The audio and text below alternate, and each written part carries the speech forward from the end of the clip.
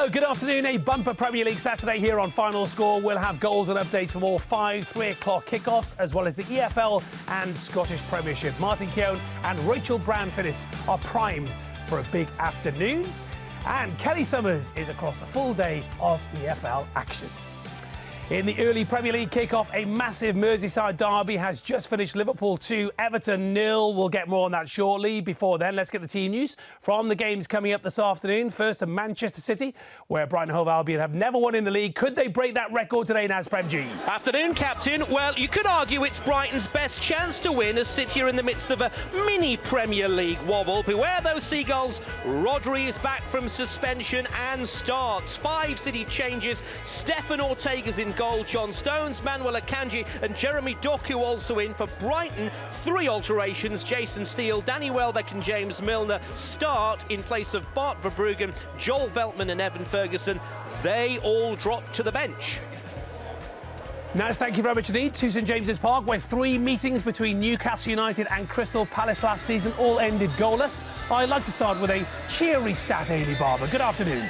Afternoon, Jason. Lucky I'm a glass half full kind of girl with those sort of stats being thrown at me. I'm fully confident we'll get goals here today. Newcastle are the second top scorers in the Premier League. They also welcome Joe Linton back from injury and Anthony Gordon from suspension. Those 2 start amongst 4 changes from the team that drew with West Ham. Jacob Murphy and Callum Wilson also coming in. Almiron Anderson and Isak drop to the bench, as does Sandro Tonali, who is under investigation in relation to illegal betting activity. Well, Palace fans haven't enjoyed many goals in their games so far. Injuries to the attacking players haven't helped. But at the other end, Roy Hodgson welcomes captain Joe Ward back. He replaces Nathaniel Klein. Jeffrey Schlupp has joined the hefty injury list, but Jairo Riedewald is fit enough for the bench, while Jefferson Lerma and Cheikhou Doucouré both start. Matthias França is included in a matchday squad for the first time since his £26 million summer move. Thank you, Eilidh. Have a good afternoon. Just 1 league win apiece for Brentford and Burnley this season. That's form both will be feeling hopeful of changing today. Good afternoon to Mike Williams. Afternoon, Jason. Yes, 2 out-of-form teams meet here at the G-Tech, both eyeing each other as potential opponents to help them get back on track. Brentford make 3 changes. Thomas Frank switching back to a 4-3-3 this afternoon. Neil Maupay makes his first start since returning to West London. Marc Flecken returns in goal, and Frank Onyeka is the other name to come in. Vitaly Janelt moves to left back for the suspended Aaron Hickey. 2 changes for Burnley today, both of them in defence. Roberts and O'Shea coming in for Vitinho and Delcroix. And some team news from the officials today. Not only do we have 30-year-old referee Josh Smith making only his 3rd Premier League appearance in the middle as referee, but Darren England, or Daz to his friends, he of the VAR Luis Diaz disallowed goal drama from a few weeks ago, is today's 4th official. Interesting times. Thank you, Mike. Wolves manager Gary O'Neill returns to his former club Bournemouth for the first time. In a strange quirk of fate, Wolves were the opposition in his first game as Bournemouth boss Chris Wise. And O'Neill has said, Jace, this week he's given 0 consideration to the significance of being back at the Vitality Stadium. Believe him?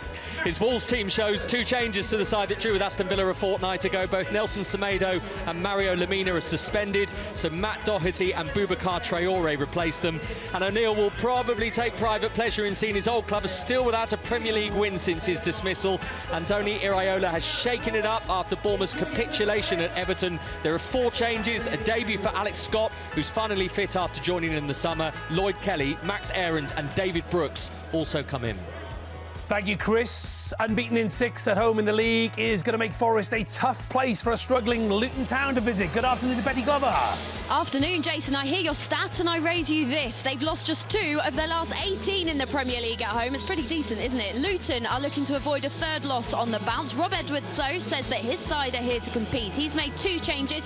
Mengi comes in for injured Mads Anderson in defence and Chong's in for Adebayo, who's on the bench. Joining him there is new signing Andros Townsend, who's set for his debut after signing last week. 1 change for Forest. Callum Hudson-Odoi is out. He's injured and will be out for a little while. Elanga comes in and Serge Aurier has recovered from a groin injury and is fit to captain. Betty, thank you very much indeed. In the Merseyside derby, it has finished Liverpool 2, Everton 0. Eddie Howe, Marc Scott is at St James's Park for us and match of the day today. Good afternoon to you, Marc. This inconsistent start for Newcastle United, is that down to Champions League football, do you think, or a tough start? I think it's probably the latter, Jason. You look at the fixtures and those 3 defeats that they had in a row going into the international break in September, and it was a pretty brutal run of games. Perhaps the Liverpool game here that they lost against 10 men might have stung a bit, but I think that if you look at where they are in the table, and Eddie Howe's actually said that after the most recent international break, they've really recovered well, and the players deserve tremendous credit for the way that they've got themselves back into the reckoning. It was always going to be tough to get into the Champions League places, be it 4th or maybe 5th this season. We'll have to wait and see if 5th is good enough, but I think it's been okay. And if you factor in the Champions League results as well, 0-0 away in Milan, and then also picking up that priceless victory against Paris Saint-Germain here, I think overall it's been a pretty decent start from Newcastle this season. Is that status quo in the background? Say that again? Is that status quo they're playing there? I think it is, yeah. I've got you turned up really high in my headphones because it's so loud here. The decibel level is off the chart, but yeah, rocking all over the world, I think. Hey, yeah. Very nice. Good tune, good tune. And Marc, just a quick one about Crystal Palace. They've not been rocking all over the world, have they? Oh, very good indeed, Jason. Well, yes, that's right. Going forwards, goals have been a real issue for them, just 7 all season. But I think you've got to look at the tools, or lack of them, that Roy Hodgson's got to work with. Ibera Eze out for a while. Elise hasn't played this season as well. They lost Wilfried Zaha in the summer too as well when he went off to pastures new. Mateus Francis on the bench for them, this teenager from Brazil who a lot is thought of. We'll see if he gets on today. But at the other end of the pitch, it's great that you've got Rachel and Martin with you, because defensively, Palace have been exceptional. One of the most miserly defences in the Premier League this season, and that is why they're in a situation, if they win today, it would equal their best ever start after 9 games of a Premier League season. Marc, good to see you. Thank you very much indeed for your time. Enjoy the game. Well, Martin, OK, let's go on to Brentford against Burnley, where both sides have only won 1 league win so far this season. Robyn Cowen is commentating on this one for us and Match of the Day today. Good afternoon to you, Robyn. Brentford struggling to hold on to Leeds this season. How are they going to fix that? Well, Jason, if I knew the answer to that, I'd probably be down there, not up here. But that's the million-dollar question for Brentford. They've played so well in patches, but they've suffered some really heartbreaking defeats, not least just before the international break, leading at Old Trafford for so long and then conceding twice in stoppage time to lose that one. I guess what they have to do is take the lead and hold on to it and just have that psychological feeling of being able to know that they can do it. They're on their worst run since January 2022. I believe the pressure is on them today against Burnley, who haven't started the season too well either. Just the 1 win, as you mentioned, away from home. Vincent Kompany, they play a very progressive brand of football. They're a little more naive at the back, I think you could say, the start of this season. So it'll be interesting to see what the international break has done to both these managers, if they're going to make any tweaks today. Robyn, have a lovely afternoon. Thank you very much indeed for your time today. Plenty of AFL action across the divisions today, and Kelly Summers is here. And the weather meant last night's championship game was postponed very late as well, Kelly. It was. I think it was around 4:30 that they announced that, yes, Ipswich Town's trip to Rotherham was postponed due to Storm Barbet. Ipswich missing the opportunity to go top of the championship overnight at least, because Leicester do play at 3 p.m. So you can get involved this afternoon. We'd love to hear from you. Use the hashtag BBC Final Score to join the conversation, and the live text on the BBC Sport website, and of course the BBC Sport app. Right then, teams are on their way out. First to the Etihad, where Brighton are looking for their first ever away win at Manchester City. And that's Premji. The Etihad expects, and having lost 2 Premier League games on the spin, Pep is hoping not to land an unwanted hat-trick. Brighton, looking for a first ever win here, might not get a better chance than today. This could be a cracker. Newcastle will be hoping to continue their pre-international window form that saw them unbeaten in 7, scoring 18 and conceding just 3 in all competitions. They come up against a dogged Palace side today, though, who could equal their best ever points return at this stage of a Premier League season if they can win today. Goalkeeper Sam Johnston is aiming for a 5th clean sheet on the bounce for club and country. It's one of the best attacks against one of the best defences in the Premier League. Which will prevail today? All of Burnley's 4 points this season have come on the road, and Vincent Kompany will be hoping his team can take advantage of an injury-hit and out-of-form Brentford side today. The home side, like Burnley, only have one win to their name this season and will be targeting this match as well to reignite their campaign. Brentford manager Thomas Frank turned 50 during the international break. A belated birthday present from his team would be a first home win of the season. Who'd have thought that Gary O'Neill would be back at Bournemouth in late October and the club that sacked him would still be without a league win. Wolves have got 2 since appointing O'Neill, including that memorable afternoon against the champions. Bournemouth are in the bottom 3, the only time they've ever beaten Wolves in the Premier League under the guidance of Gary O'Neill.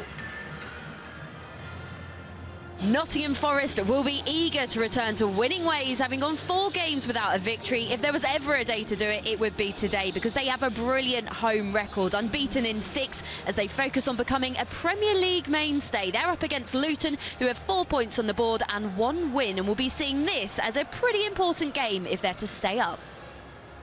Thank you, Betty. There has been a moment's silence at every Premier League game this weekend to remember the innocent civilians who've lost their lives and all those affected by the ongoing crisis in Israel and Gaza. Into the Scottish Premiership, where 3 games have been postponed due to the storm, but Rangers against Hibs is on. Connie McLaughlin. Yeah, thankfully this one made it, and the first glimpse this afternoon for Rangers manager Philippe Clement. He's been very clear about what he wants from his players, but said he's not Harry Potter and doesn't have a magic wand to fix things straight away, but he'll move towards improvement step by step. He'll start this afternoon by bringing back Sam Lammers and Cyril Desters into the fold, who've struggled a little bit, to be fair, at the start of their Rangers career, with Scott Wright the other change this afternoon. Well, 7th place Hibs bring back Adam Lafondra and captain Paul Hanlon, forget this, his 550th appearance this afternoon. Let's look ahead then to the Championship games, and let's go in there, because no team in the second tier of English football has won their first 6 away games at the start of a new season. Leicester City could do that today at Swansea City. Owain Gwynedd there. Yes, they can, and beat a 5 set by Newcastle in 1992. The fully fit table-topping Foxes, who start with Jamie Vardy up front, who's one of 5 changes, are also aiming for their 11th win in 12 matches and surpassed the record set by Sheffield United in 2005. That's prompted Swansea boss Michael Duff to state that Leicester are even better than last year's champions Burnley. The last time I was here, Swansea were experiencing their worst start to a league campaign for 35 years. Since then, they're one of the form teams in the Championships. 4 wins in a row, unbeaten in 5, and have scored in every league game, apart from that defeat against Cardiff. Kick-off just about to happen. I'm sure he added that line in just for me there. Well done, Owain. You can stay on the programme. Norwich City have only lost 1 game at home in the Championship this season, and that was to Leicester City last month. Leeds United are at Carrow Road, along with a legend, Marc Webber. Is that me? Well, look, the first time you see your ex after the breakup, Jason, it's always awkward, isn't it? Are they still the beautiful, rugged German you remember, or is it time to move on? That's what we must be going through Norwich City heads in the stands right now, as Daniel Farke turns left and walks into the away team dugout for the first time. Leeds haven't lost since late August. Norwich's form turned colder as we head towards winter. Leeds unchanged. Hernandez and Giannoulis start for Norwich. We've started 0-0. Thank you very much indeed, Marc. Wayne Rooney is back in the EFL, this time as Birmingham City boss, and he starts at Borough against a former teammate. Adam Cottier, good afternoon. It's not me, Jason, it's Michael Carrick. Good afternoon to you. Middlesbrough have won their last 5 games in all competitions. Rooney and Carrick played more than 350 games together at Manchester United. Borough's form suggests this won't be an easy start for Rooney, who's back in English football after a spell with DC United and 17 months on from the end of his first managerial job at Derby. Birmingham could be as high as 3rd with a win here after a strong start to the season under Rooney's predecessor, John Eustace. Thank you, Adam. The average age of Sunderland's starting 11 this season is 23 years and 7 days. That's the youngest in the division. However, we can't say the same for our studio guests today, sadly. Aaron Paul is watching the Alex Neil derby. The sacking season very much underway. I wonder how many had their money on Stoke to make a change over the international break. Alex Neil remains in situ, but a run of 1 win in 8 league games is concerning. And so the Stoke boss makes changes, shuffling his defence with Hoover, Rose and Stevens coming in. The much-missed Andre Vidigal is back in attack. Sunderland arrive here after scoring 3 in their last 3 away wins on the road, with Pierre Ekwa and Alex Pritchard restored to the lineup. Jack Clark leads the line with 7 goals to his name this season. We're underway. It is 0-0. Thank you very much. Blackburn Rovers are looking for their second win over Cardiff City in just a few weeks. Good afternoon to Gavin Ramjohn. Yes, afternoon to you, Jason. Correct. What a win that was as well. 5-2 here at Ewood in the Carabao Cup. And Rovers will be looking to keep up their momentum from before the international break. 4-0 they won at QPR, arresting a run of 4 league losses in a row when they plummeted down the table. Just the one change for them. Callum Britton back in the starting lineup for Rovers. Cardiff, just the one change for them. Josh Bowler in for Ollie Tanner up front. Yaku Mete on the bench as well for Cardiff, without Aaron Ramsey still, but they are still in the mix at the top end of the table with just 1 league loss in 5. And it's Huddersfield 1, Queen's Park Rangers 0. Chris Latcham. Yes, it is, and it's young Kieran Harrott who's been subbed into the team to add them a bit of bite up front. Darren Moore looking for his first win in charge of Huddersfield in his 6th game in charge, and it's an early reward for the youngster up front. Brilliant work on the break. Jack Radoni snatched the ball from a QPR defender. He played in young Harrott, who still had a bit of work to do to beat Asmir Begovic. Slid the ball underneath him. It is the worst possible start for an out-of-form QPR and their boss, Gareth Ainsworth. 1-0 Huddersfield lead. Right, let's go to Watford, where Sheffield Wednesday still looking for their first win in the league this season. And they appointed Danny Roll, the youngest boss in the EFL, last week. Rich Wolfenden. Hi, Jace. Yeah, that's right. 34-year-old Danny Roll is the youngest manager in the EFL and taken charge of his first ever game as a manager today. He's previously been an assistant under Ralph Hasenhüttl, Ralph Rangnick and Hansi Flick. So he comes to Wednesday with a proper footballing education to his name. But they're already 7 points adrift of safety, so he really does have his work cut out. However, they come to Watford today, who really shouldn't be in this position, as a side predicted for playoffs this season are floating just above the drop zone at the start of the day. It's 0-0 with about 10 minutes played. Now, the Armstrongs have scored 5 goals in the last 4 games. Adam 3, Stewart 2 for Southampton. They're at Hull City today. Niall McCorn. And the Armstrong start for Southampton this afternoon, Jason. Saints boss Russell Martin invited supporters to a tactical football evening this week to underline his style of play. He says he hopes there'll be something to enjoy at the end of the season, but for that to happen, these are the sort of away games his team need to be winning. Hull City, meanwhile, were handing out free apples and oranges to young fans outside the ground today, but the Tigers haven't fully enjoyed the fruits of their labour at the MKM Stadium this season. They're unbeaten here in the league since April, but have drawn their last 4 Championship home games on the bounce. Simply put, they need to start turning draws into wins on home soil. Maybe youngster Jaden Philogene can change that for the better for Liam Rosenior's side today after scoring twice on his England under-21 debut during the international break. So 2 teams with similar styles of play, the same amount of points and just a place between them in the standings.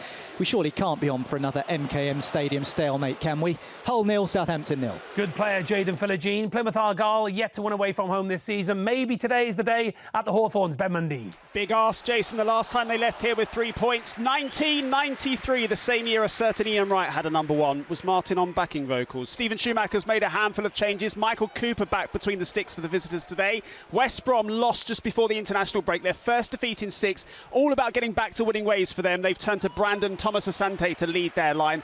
On the pitch in the opening few minutes, nothing to sing about. 0-0.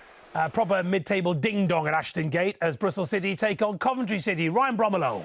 Yes, and both of them will have higher aspirations than that. Good afternoon to you, Jays. Coventry have bucket loads of endeavour early on. Sakamoto stinging O'Leary's fingertips with a dip from the edge of the area, and then Ben Sheaf almost christened his return with a vicious shot from 35 yards out that had O'Leary backpedaling. He wasn't even supposed to be in the starting lineup, ruled out by his manager earlier this week. Some mischief and mind games at Ashton Gate, 0-0.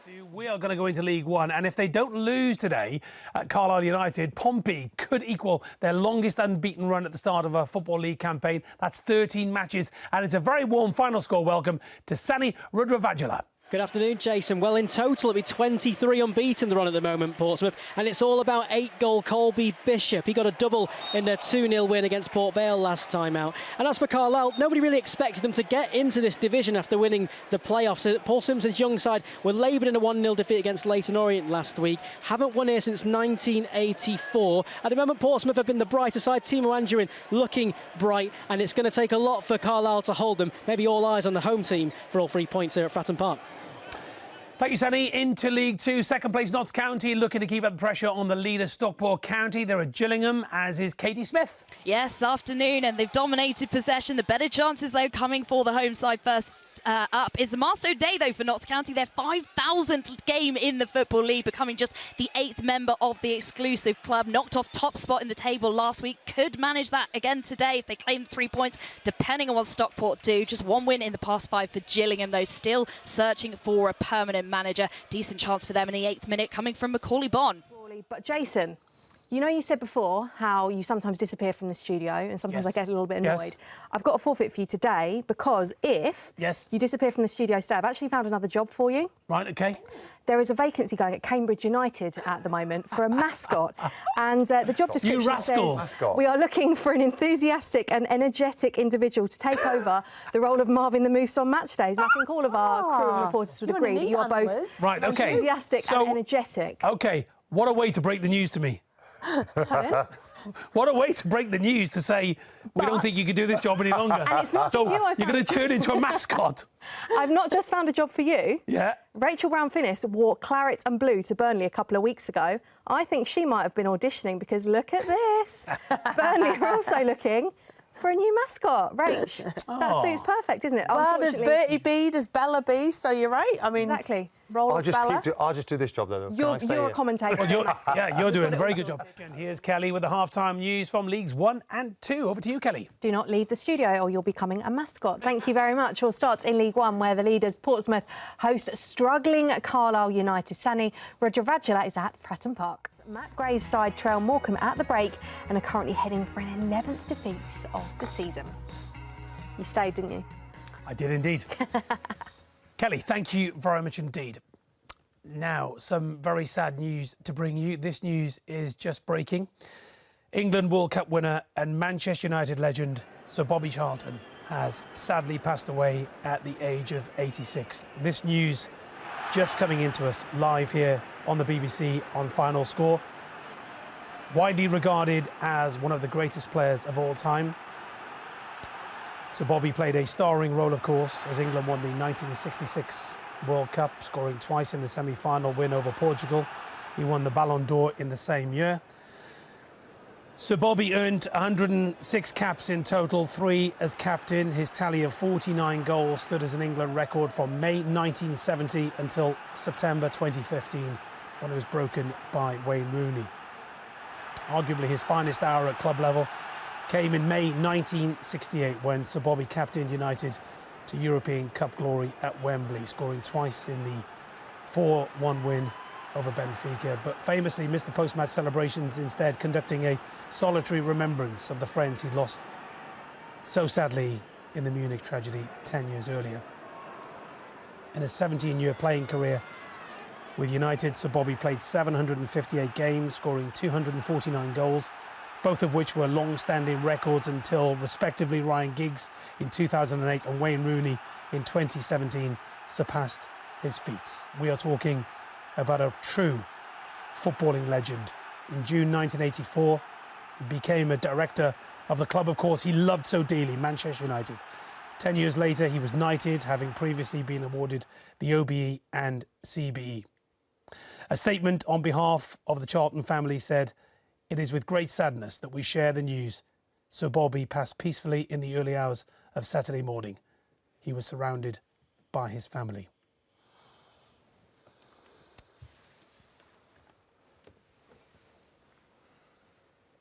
That news just coming into us here at the BBC. Martin, very, very sad news. Yeah, truly wonderful player, immense talent, a great ambassador as well for Manchester United in recent years. Did that for many, many years. He came, didn't he, as well, through a really major disaster for the football club. And yeah, he was a shining light for that football club for many, many years. You look there at that 68 winning European Cup winning team, what he did for England, all of that at Wembley. Just a great talent, scoring many goals. He did all of that number of goals from midfield, bombing through, left foot, right foot, great technician. Yeah, an all-time great and an absolute legend. desperately sad news, awful news. Yeah, knowing he'd been ill for quite a few years and not seeing him, you know, my sort of childhood was not watching him play, but was watching him be part of that Manchester United dynasty. Very successful from an ambassadorial role and his role at Manchester United. In his sheepskin coat and hat, and you know, being a mentor, no doubt, to Sir Alex Ferguson. Such a classy player. Absolutely. Incredible. Pace. He had everything, didn't he? I Did all his talking with his presence. There was nothing, you know, outspoken about him. A very sort of humble and quiet man behind the scenes. Yeah, it is. It's very sad. And also, no matter what age you are, which football team you support, we've all grown up and known and learned of the legend of Sir Bobby. Yeah, and of course now we're now at, what are we, 57 years since that greatest hour for English football in '66, and we saw what they did. He's now, you know, his brother sadly died, didn't he, as well, not so long ago. Two very different players. This guy was as tough as teak, you know, in that midfield, tough man, quick. What you give for him now, really, as a player, if he was still be able to play today. So no, but also I think the way he carried himself, you know, very dignified man, always very respectful. I met him sometimes in and around the director's box in recent years, and he was a fantastic ambassador for Manchester United. So he's going to be remembered for a very long time. And when they wheel out all these clips, you're going to get to see the real quality player that he was. What a player. And also the link between Sir Bobby, the football club and the players. So no matter which player came into Manchester United in that dressing room or to Old Trafford, there was always that link that there's Sir Bobby Charlton there. The link of the present, of the past, of the history, of the pride of the club. And Manchester United seemed to, you know, he held the baton, didn't he, for such a long period of time, and passed that baton on to, you know, the next group of players and the players that when we think of Manchester United, it does span such, you know, a number of generations of visible role models that you see who have spent a lifetime at Manchester United, not just playing, but then for many, many years beyond. And he absolutely exemplifies that role model, that historic figure that has passed on kind of what Manchester United is about to the current day players. Especially given what Sir Bobby went through in terms of Munich as well. But the other thing as well, Martin, whenever United had that moment of glory, and there were many of them, of course, our cameras or whichever broadcaster's cameras were trained upon Sir Bobby to get his reaction. And it was always like, there he is. Yes. Whenever United was celebrating on the pitch, there was that camera cutaway of Sir Bobby. And I always thought very dignified and always very emotional. You know, he'd shed a few tears every time. He'd remember the good days from his period, and he wants his current day generation to take the same joy that he had. So he was sharing that with the football club. So he's a huge miss, as he has been, really, because he hasn't been present for a little while. And I think, obviously, the send-off he'll get now will be just a really fitting tribute to him, because he was one of the all-time greats. And we say it all too often, don't we, about legends of the game and really, truly great players, and he was one here today. Such sad news. Thank you so much, Martin and Rachel, for your tribute. So if you are just tuning in, a reminder that Sir Bobby Charlton has sadly passed away at the age of 86. More on that throughout the day here on Final Score, also on BBC News, on the website, and of course, Gary and the team will be paying tribute to Sir Bobby in Match of the Day tonight, 10:20 on BBC One. Thank you. Right, we are taking a very quick break, so viewers on BBC One can join us. If you're watching on the iPlayer, the website, red button, stay exactly where you are. See you shortly.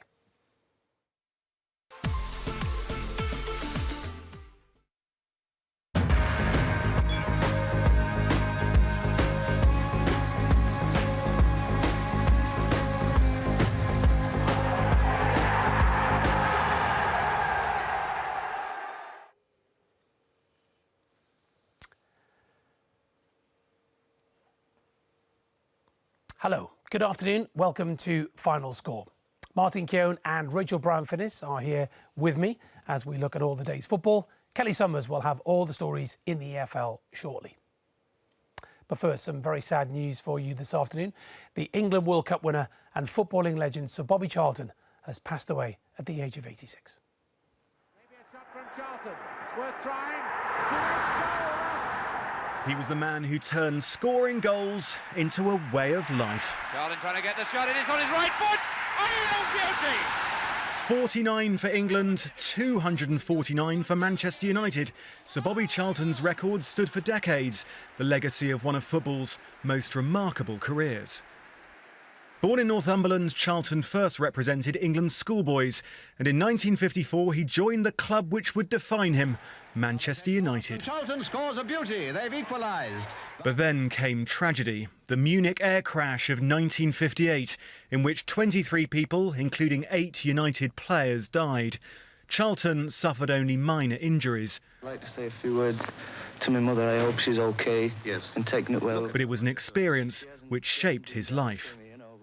It's unbelievable, really, that something like that should happen and all your pals get killed and suddenly you're there with hardly a scratch on you. Sometimes I feel it doesn't seem right, you know.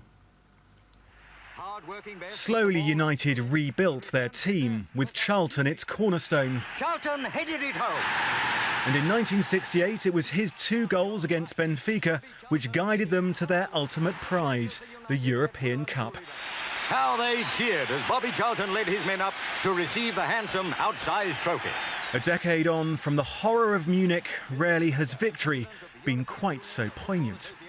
But if that was the pinnacle of his club career, his England career scaled even greater heights at the World Cup in 1966. Charlton has scored! His goals, including 2 against Portugal in the semi-final, proved crucial. Back to Charlton, this could be it, it is! And that could be the goal that puts England in the final. And the triumph which followed earned him a place in the country's sporting folklore. In 1970, Charlton clocked up his 100th international cap in typical style. But time was catching up with him. In 1973, he played his final match for United before becoming a director there during the decades of success under Sir Alex Ferguson. He did far more than that, though, helping charities and sporting projects, including London's successful Olympic bid. He received a knighthood and many other accolades. In 2008, his brother Jack, with whom he'd had an often strained relationship, presented him with a BBC Lifetime Achievement Award. I was fortunate enough to be good at the game. I found football was easy. I could never understand it when people couldn't play this game of football. And I've achieved almost everything that I set out to do. But along the way, I had to do it with a lot of really, really good friends. It was a typically generous sentiment from a man known for his integrity as well as his remarkable talent. One of the most celebrated and most prolific players that football has ever seen. They just don't come any better than that.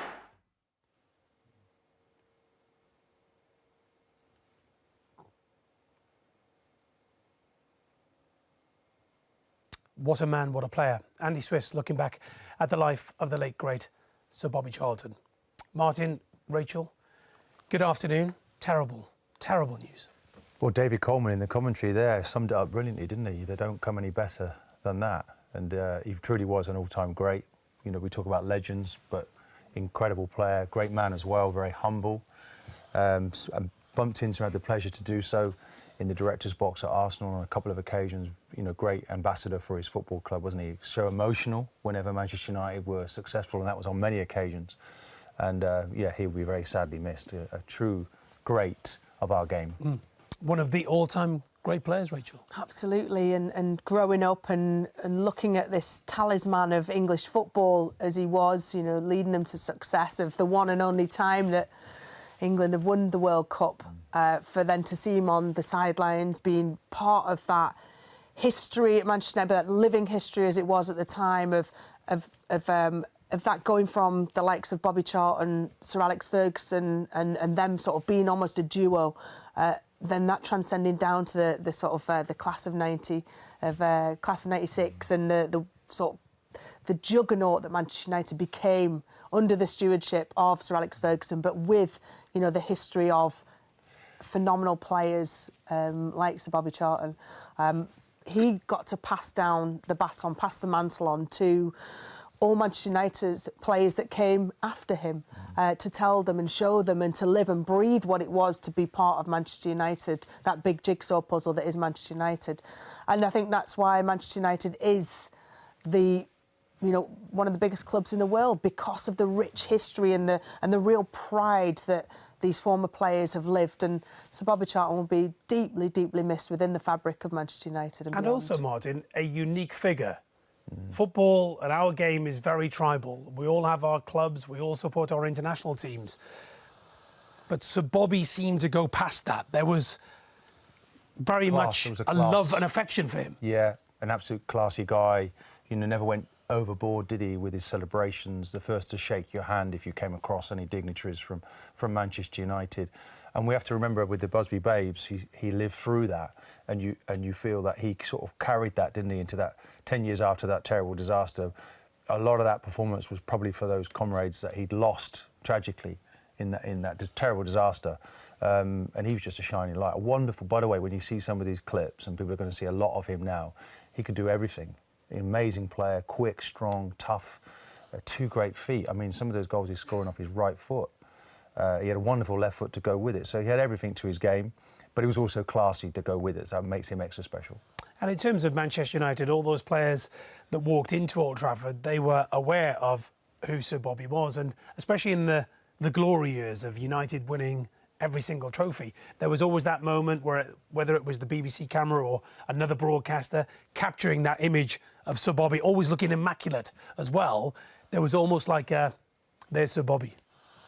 He was an anchor for Manchester United. What was Manchester United all about?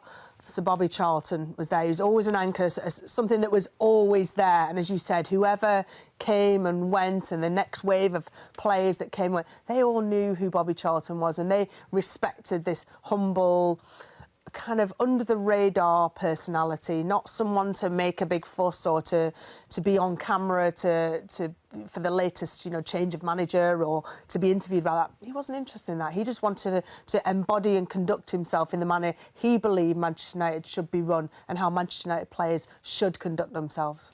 Wonderful words. Lovely tributes from you, Rachel and Martin. Thank you both very much indeed. And of course, full coverage on the BBC News website, on the news on BBC One, on the news channel, and also, of course, Gary and the team will be here 10:20 tonight on BBC One, and a full tribute in Match of the Day.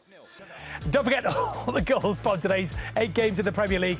Match of the Day, BBC One, 10:20 with Gary and the team. This is Final Score from the BBC. Interviews and reaction on the way. First, all of today's results with Mike West.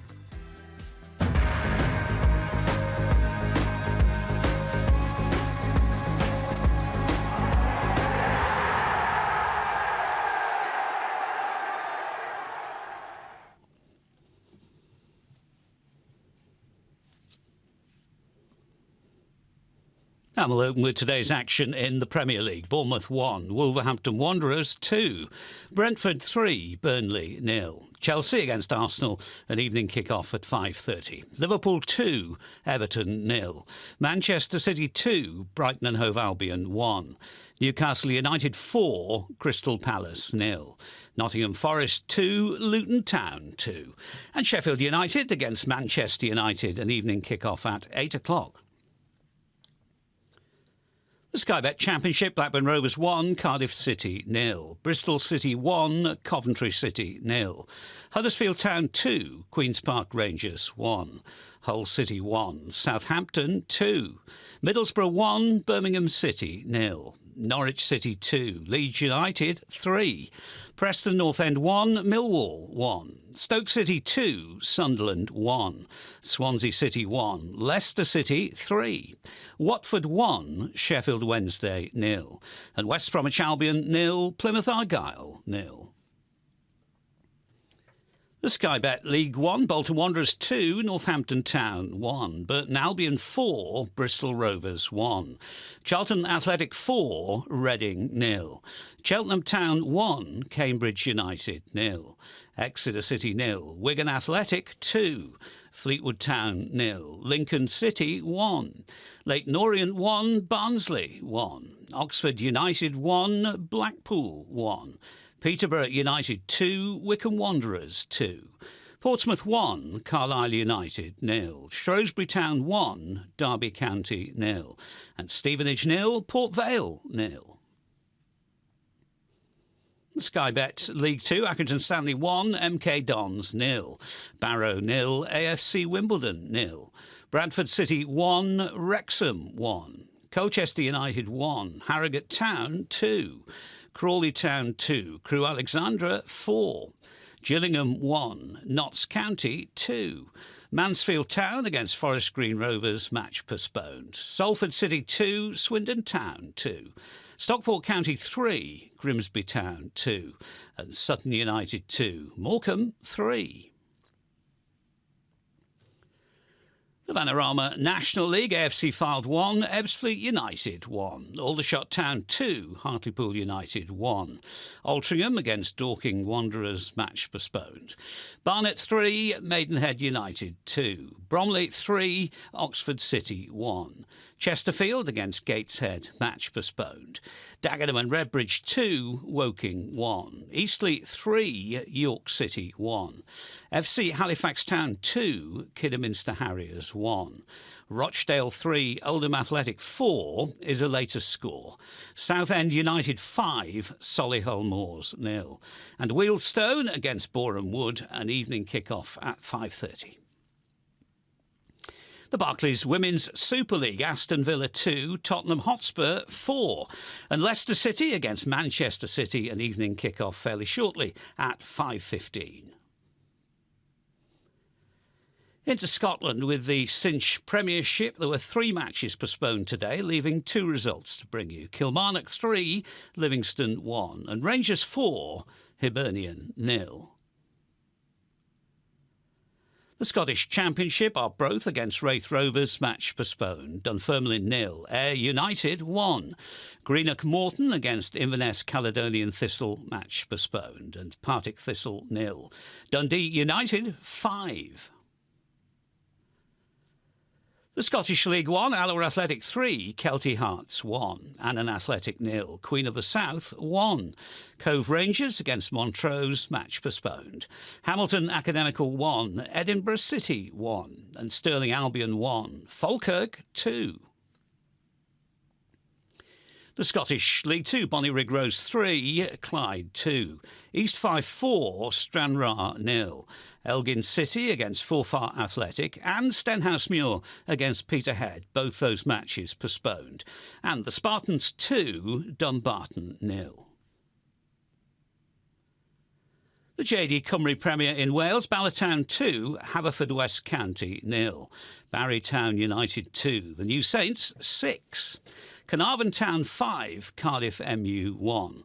Colwyn Bay against Penna-Bont, match postponed.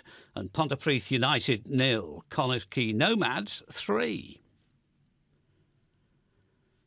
Lastly, the Sports Direct Premiership in Ireland, Ballymena United 3, Coleraine 1, Dungannon Swifts 1, Crusaders 4, Glentoran 3, Glenavon 1, and finally Loughgall 3, Newry City 1.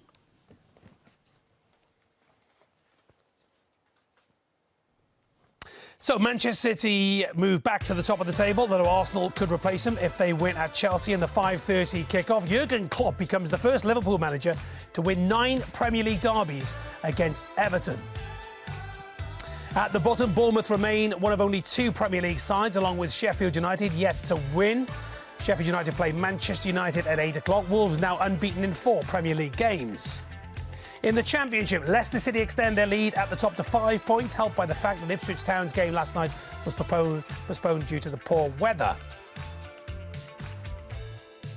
Bottom 3 is unchanged. Queen's Park Rangers, Rotherham United and Sheffield Wednesday occupy the relegation places.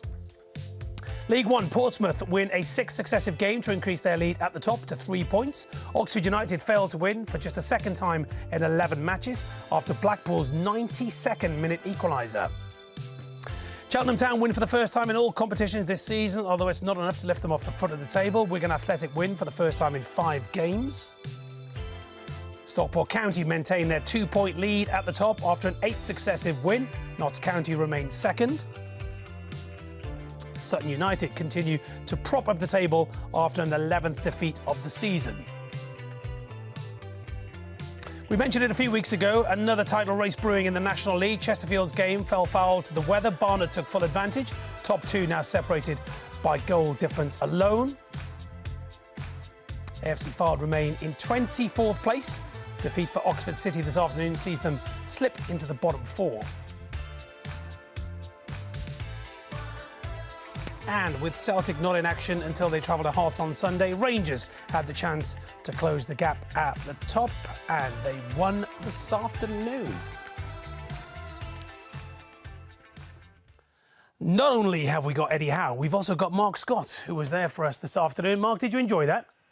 Well, I think if you're a Newcastle fan, you would have absolutely loved it, because they were bang on it from the word go. The intensity was there, the style that they played with as well, and Palace just couldn't cope with it. It was a joy to watch in terms of attacking displays, and it was so full of intent and aggression and everything that you'd want. Perhaps, you know, some would have thought that given that he'd made 4 changes from the West Ham game and all the stuff that had been going on outside around Sandro Tonali might have distracted them. Not one bit of it. They were bang on it from the word go. Palace had no answer, especially on this right-hand side. I don't know if what you three thought in the studio of it, but Palace got torn to shreds down that flank. Jacob Murphy, his first league start this season. Boy, did he make the most of it. Him and Trippier combined ever so well down that flank, and Newcastle could have had so many more than the 4 goals that they got. So I think Eddie Howe will be absolutely delighted with the way that they basically pulverised Palace, who came into this game with a really good defensive record, but you wouldn't have known it given the way that Newcastle destroyed them. Marc, thank you very much indeed. Thank you very much indeed. Martin, Rachel, Kelly, thank you all very much indeed, and of course to our reporters around the country. A reminder before we leave you today that the England World Cup winner and Manchester United legend Sir Bobby Charlton has sadly passed away at the age of 86. Our thoughts and prayers are with his family and friends. Bye for now.